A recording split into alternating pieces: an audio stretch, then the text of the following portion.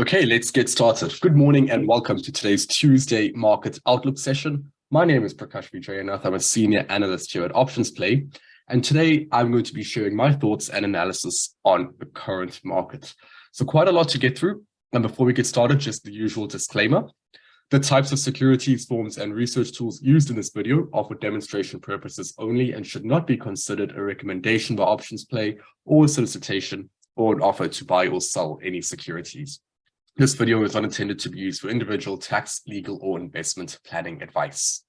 Our agenda for today, kicking off with the major equity indices, highlighting those key levels. We have seen a lot of volatility recently, but price is still respecting some key areas of support that I have mentioned over the last few weeks or even the last few months. So it's good to see that price is still managing to keep stable. From there, moving on to fixed income and commodities. We'll take a look at the sector rotational model as well, highlighting which sectors are performing and underperforming the overall market. We'll take a look at some subsectors of interest that I have for you today, and end today's session with the usual bullish and bearish market observations. Most of them are from the ones that we've discussed over the last few weeks. Obviously, with the volatility that we've had quite recently, it has been a little bit difficult to trade, but there are still some short-term opportunities.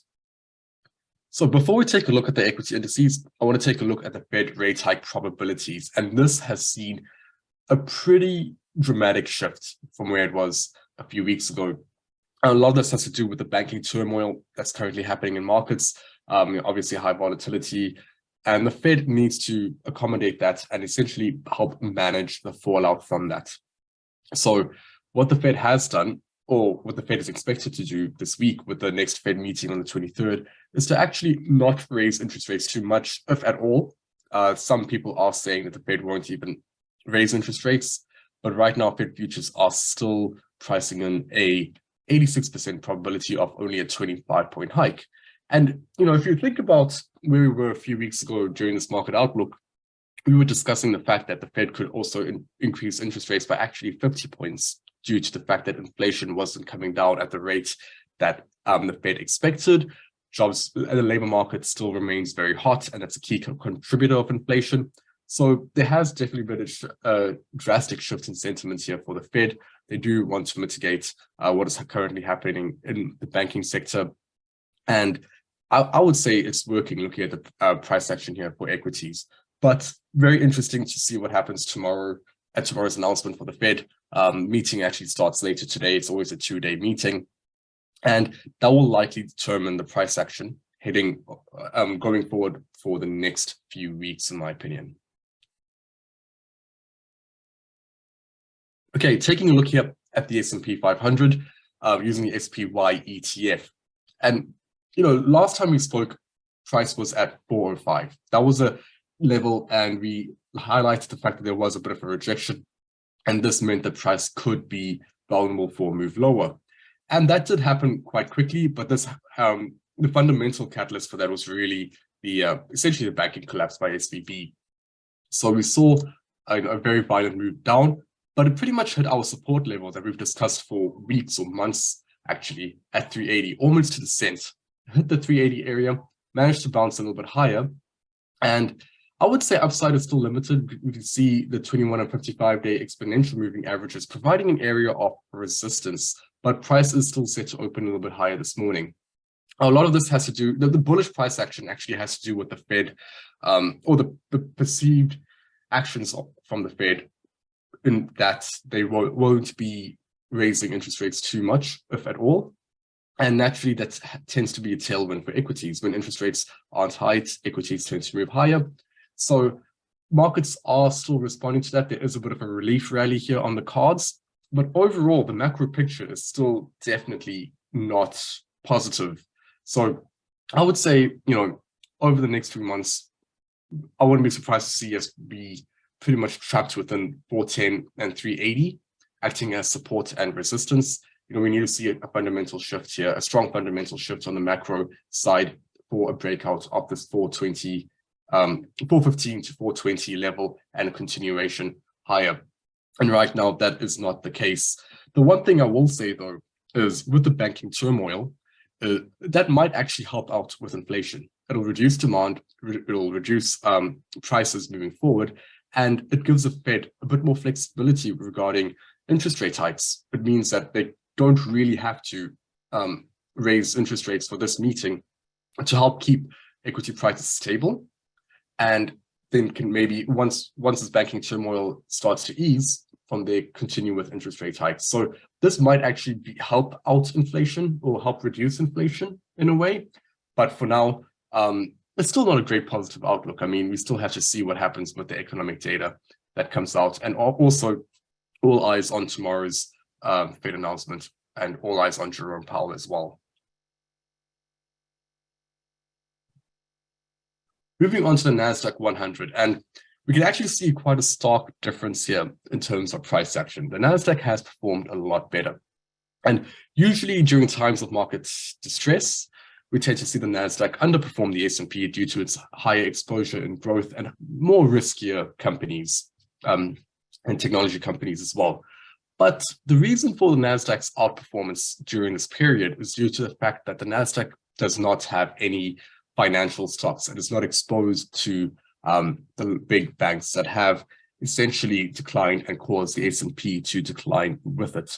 So that exposure has actually helped in this scenario for the NASDAQ 100, and we actually have seen, after this pullback to its EMAs, a breakout back above 300 and showing some very good momentum, set to open a little bit higher this morning.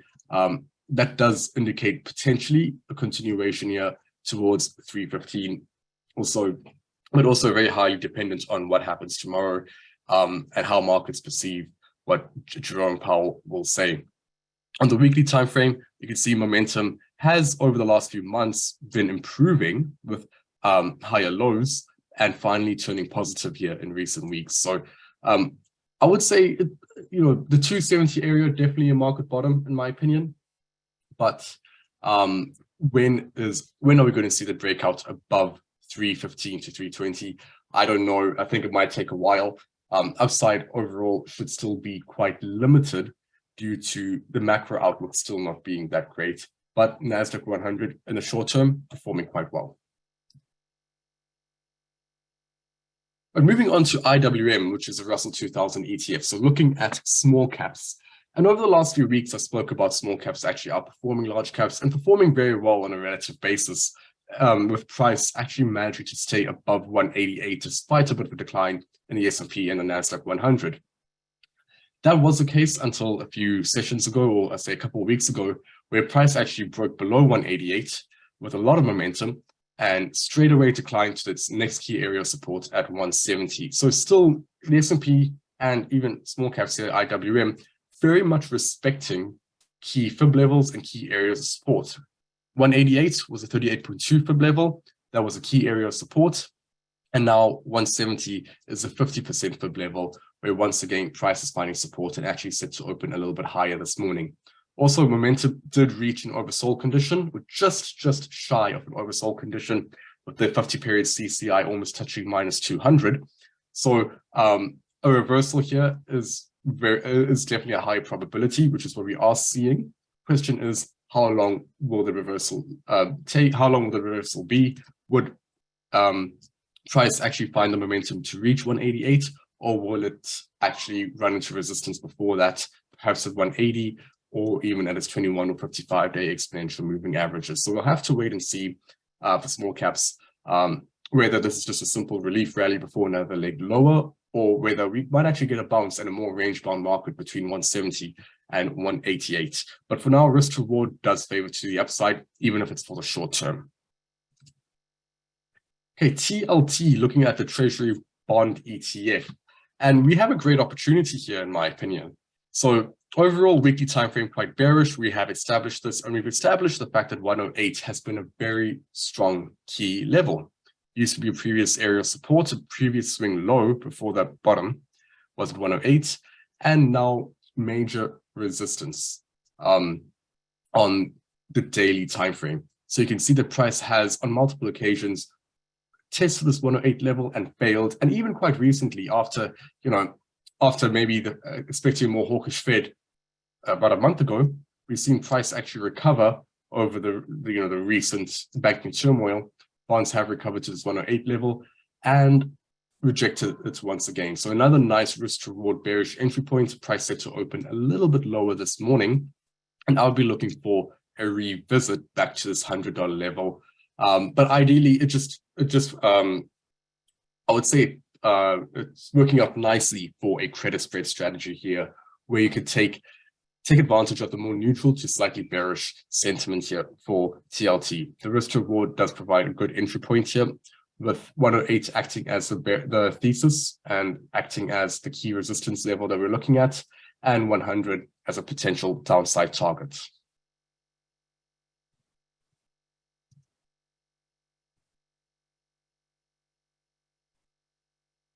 Okay, taking a look at the US dollar. So US dollar, very interesting. And we were looking like we were going to be getting a breakout here. I was thinking there was going to be a breakout here. But again, due to the fact that the Fed is now not going to be raising interest rates, or is a lot more dovish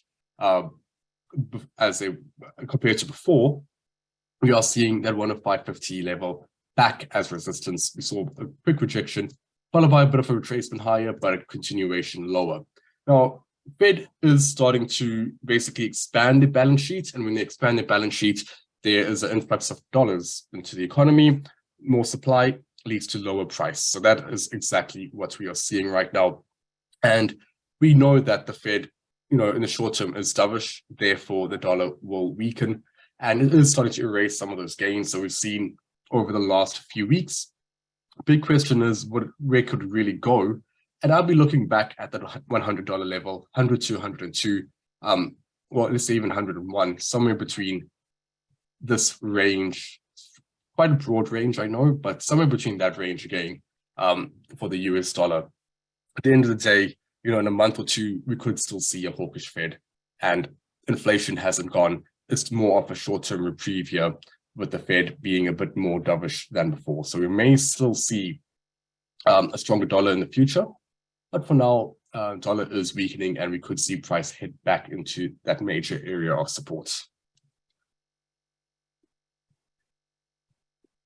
All right, taking a look here at gold. So gold, first thing you need to know is that it moves inversely with the US dollar. So the decline in the dollar usually means gold is going to move higher.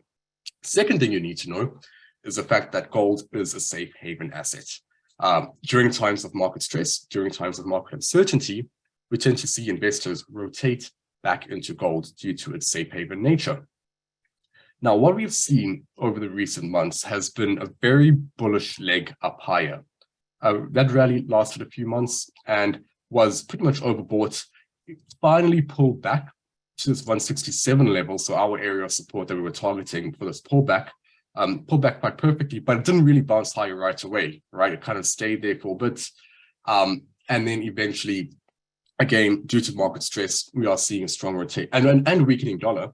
We are seeing strong rotation back into gold and actually breaking above that 182 high. So going to form a new higher high here on gold on the daily time frame, which is huge if you look at where gold was trading just a few months ago.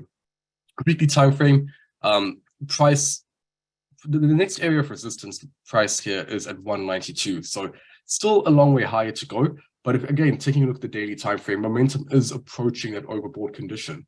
So even if you are bullish on gold, and I would still say there's definitely a bullish case for gold, despite the fact that price is a little bit overbought, you'd want to wait for that pullback. And it's a lot easier said than done, because I said the exact same thing after this initial move higher. And that pullback that we got, in hindsight, yes, of course, hindsight's 2020. That was a perfect time to get in for another leg long. But it didn't look like, at the time, it was a steep enough pullback for a good risk to reward bullish entry point. So if you are looking at gold for potential bullish opportunity, wait for the pullback, but just note that we may not get a steep pullback. We may get a very limited pullback like we have in the past year during this rally. And it's not really a rally you want to miss because, it provided a great bullish opportunity, just a very difficult entry point along the way. All right, moving on to oil. So oil, finally, we are seeing something happen after multiple months of this very tight trading range. Oil has now broken down. Price was stuck between 81 and 70. last time we spoke, price was actually at 80, and that provided us a perfect shorting opportunity for oil and energy-related companies. And we saw actually price, my target would have been 72.50, but price actually declined a lot further than that. Below 70, that's a key breakdown. And price is now starting to find a little bit of support, not a lot of upside momentum. But if we could see a short-term reversal back to that $70 level, previous support between 70 and 72.50, previous support turning into resistance and some bearish price action, that provide a nice risk to reward bearish entry point for a move back down to the low 60, 61, 62. That is the next major area of support here for oil. So obviously, the fact that markets are spooked about the banks right now, and again, lower demand, we are seeing that play out here in oil prices as well. All right, taking a look at sector rotation, 4 sectors in the improving and leading categories and 7 in the lagging and weakening. So actually not too much of a change from when we last spoke. However, we are seeing the rotation being a little bit more violent. Communications and technology providing very, very strong leadership.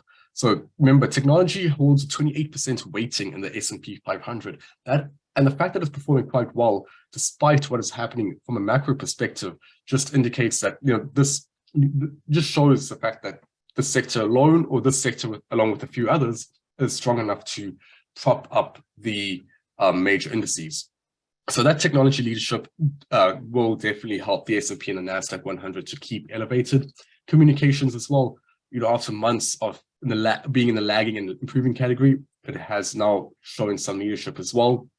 But where we have seen the most rotation is actually from the weakening to the lagging category, especially with energy and financials. So financials, no surprise that it's in the lagging category. I mean, that is a sector you actually want to avoid. It's very volatile, but 2, yes, it might move up higher intraday or from an oversold condition, but the overall outlook from a fundamental perspective for financials is still quite weak.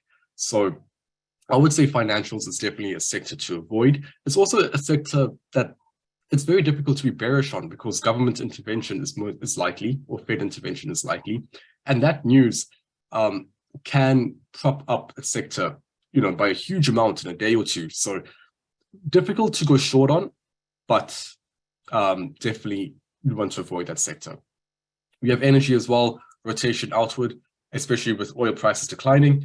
Healthcare, utilities, and staples, our 3 defensive sectors, all in the lagging category, but showing signs of an improvement in terms of relative strength, momentum. Utilities, as you can see, starting to move a little bit higher, as well as staples.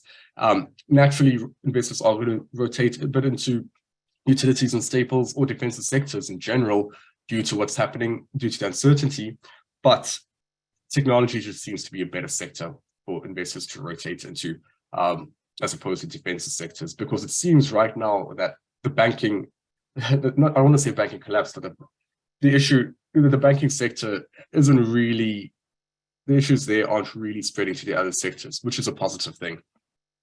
We have discretionary and health and real estate in the improving category. Discretionary doing quite well. However, real estate started to lose out on some relative strength and looking like it was going to rotate into the leading category, but now back into the lagging category should that continue. All right, taking a look at some of the subsectors of interest that I have for you today, we have biotechnology. So biotechnology, this has been a name that's been showcased here on this Tuesday market outlooks for quite some time. Reason being, we use 138 as a resistance level, and there were multiple entry points there. This was a trade that went really, really well for us.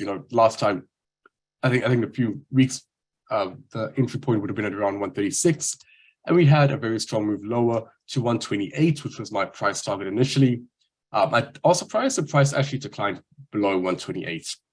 But we always saw a bit of a retracement higher, and then another leg lower back down to 122. So I would say that biotech is going to be in this range between 122 and let's say 138. 133 was a previous major area of resistance on the weekly time frame, but more recently it's been a bit invalidated. Not really looking too much at 133, more at 138 and 122. We have seen price bounce from there, but still below its exponential 21-day exponential moving average, showing some momentum, but some improvement in momentum, but still not a lot of momentum for a move back up higher. So for now, I think biotechnology is just very difficult to trade. It is a little bit oversold, so risk to reward does favor the upside, but it would be good to see a bit more momentum there. Okay, taking a look at DRIV, which is the Autonomous and Electric Vehicle ETF. What we've seen here was, I was bullish on this, a few weeks ago with price at 23, finding support at the 55-day exponential moving average, and you know what, that's been invalidated due to a broader base decline. But we're seeing price actually react to that support level at around 22 quite strongly. A lot of momentum for a move higher, followed by the last couple of days of consolidation. But it does provide a good risk to reward bullish entry point for that move higher. And look, if price breaks below 21.80, you can cut losses on the trade and move on to the next one. It'll be a very limited loss anyway. So DRIV, we are seeing a capitulation form here on the weekly time frame. So I do think this is still a good entry point with a very limited loss should it go wrong. And we have 25 as that upside target here, and potentially even a breakout for a continuation higher back to 28. And a new subsector of interest that I have here is actually semiconductors. So semiconductors, for the last few weeks, there was a lot of interest in semiconductors at the start of 2023 with a January rally. But then we saw some consolidation, a bit of a decline here back to that 235, 240 area, where price did find some support at the area between the 21 55-day exponential moving averages. But we are seeing some momentum breaking above 250, and also, with some very good momentum, with improving momentum.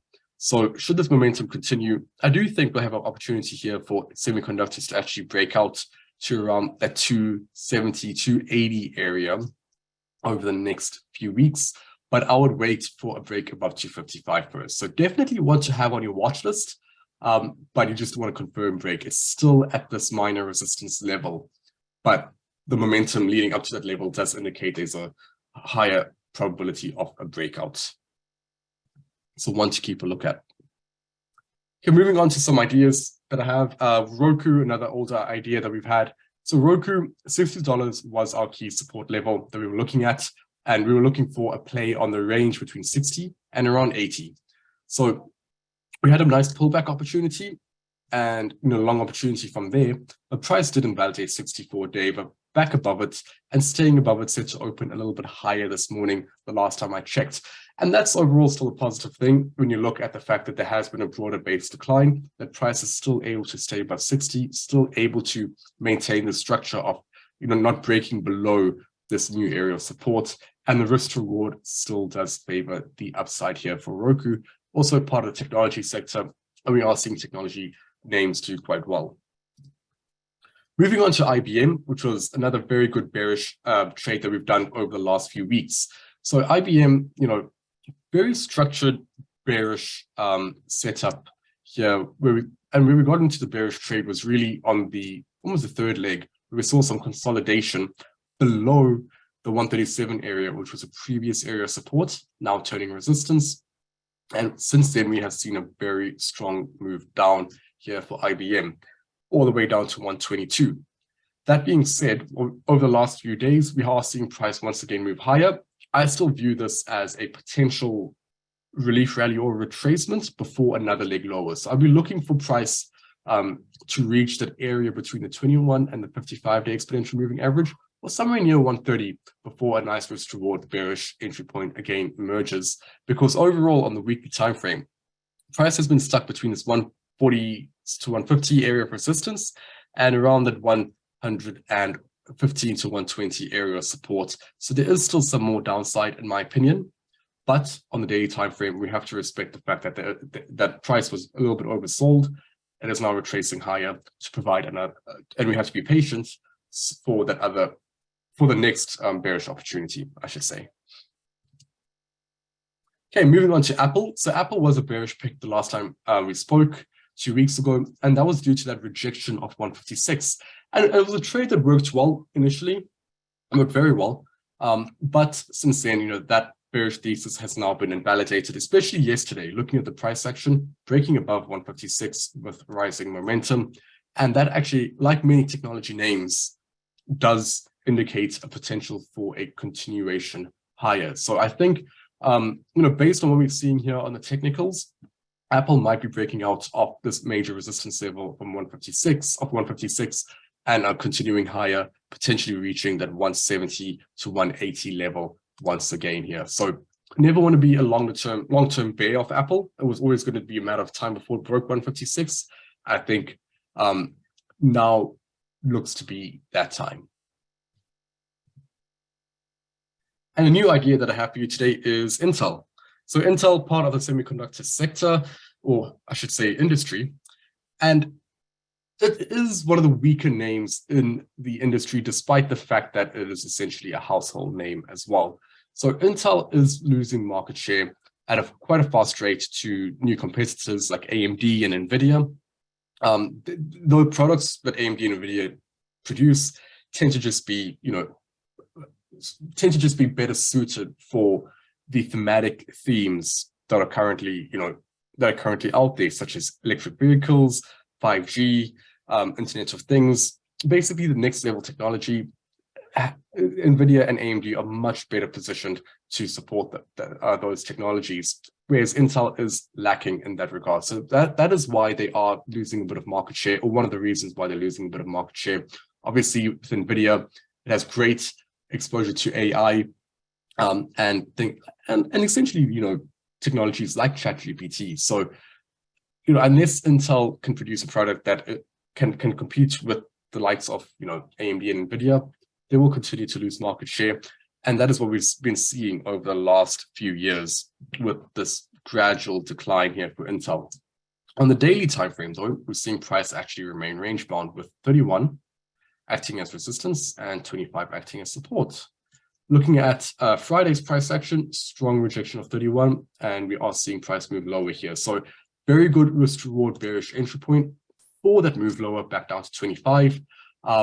And I'd be looking at a potential credit spread opportunity as well here to gain that bearish exposure for Intel. All right, and with that, that is all I have for you today. Thank you so much for joining me, and I hope you all have a great trading week. I will see you next week.